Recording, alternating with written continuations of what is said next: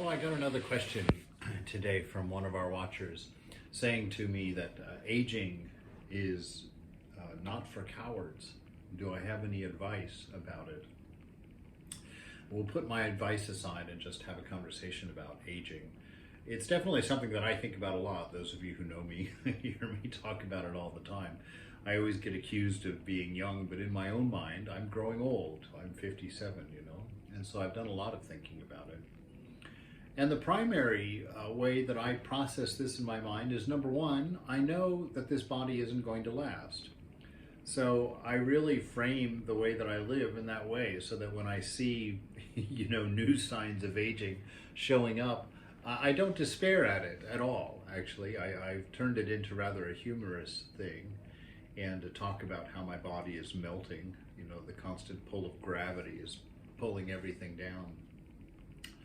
So I know the body's going to go, and I've been working to accept that even since I was a young man. I remember seeing my grandmother's hands when I was like 6 or 7 years old, and seeing all those age spots and the veins showing through and the bones showing through in her aged hand.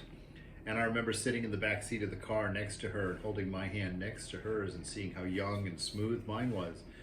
And for some reason that made an impact on me, and I've been watching my hands through my life, and now I see finally I have hands like my grandmother used to have way back when I was 7 years old. She was probably about this age that I am now. And so I'm enjoying the process, even the little aches and the pains, and and when things just aren't working quite the same. I noticed, when I went rock climbing the other day, that my knees are a little rubbery in jumping from one rock to another. But just accepting it, just knowing this is the way that's going to be. And it's not me at all, because my sense of being is the same as it's always been. The body's just not quite as sturdy as it once was, and not quite as excited about activity as it once was. But to me, in this age, I really see growing old to be a direct manifestation of God's grace. It's really a story of God's commitment to you to develop dispassion in you, to develop discernment in you, for you to know and come to realize that this body is not you and has very little to do with you, that this body is in you. You are not in this body. Very much like a dream. In a dream, that body that you're inhabiting, you're not in it. That body is within your own mind, and you're just simply holding it. And so it is with this body. And Mother is trying to move us to the point where we're willing to renounce it, to walk away from it, to stop clinging to it and loving it as if it's us, as if it's who we are, as if it's necessary for our existence. And she has to sometimes do rather dramatic things to get us to let go of it. You look at the condition of many people by the time they die. They hold on until that very last thread is down to its last single fiber before they let go of that body. I love Vivekananda's statement that he made when he left the body.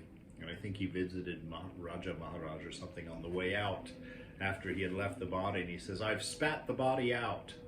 And that's the spirit. Spit it out. Don't hold on it. Don't hold on to it. Don't mourn it. Don't agonize over its slow demise. Accept it and laugh. No, this is not you. This is part of the divine joke.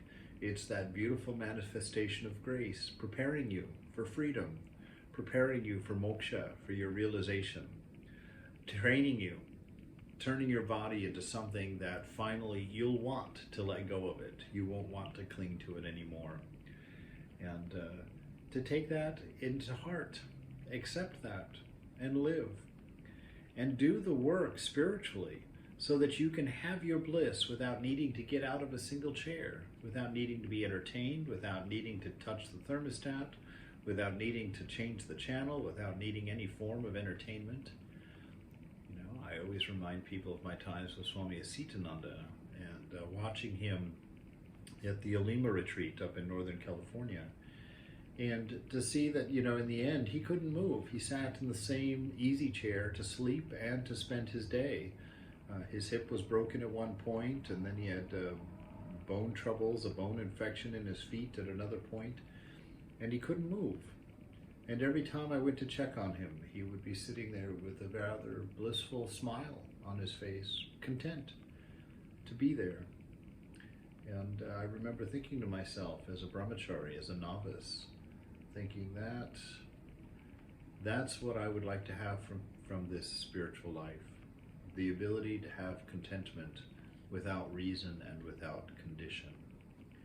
And I think old age is the perfect way to practice that.